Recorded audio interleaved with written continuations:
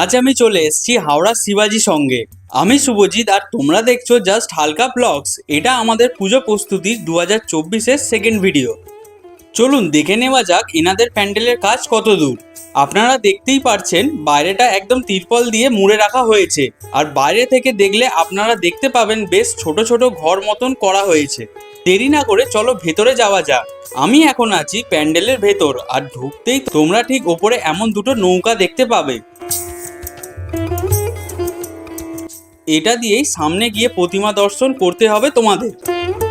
আর ঠিক তোমাদের বাঁদিকে এইরকম বেশ কয়েকটা নৌকা তোমরা দেখতে পাবে।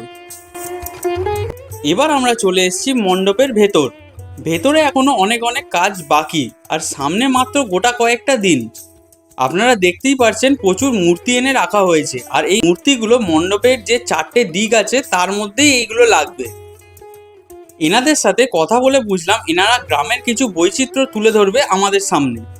তাই আশা রাখা যায় প্রত্যেক ইয়ারের মতন এই ইয়ারেও তোমরা নতুন কিছু দেখতে পাবে। তোমাদের পুজো প্রস্তুতির ভিডিও কেমন লাগছে আমাদের কমেন্টে জানিও। আর ভিডিওটা ভালো লাগলে শেয়ার আর ফলো করে আমাদের উৎসাহিত করো। দেখা হচ্ছে নেক্সট পুজো প্রস্তুতিতে।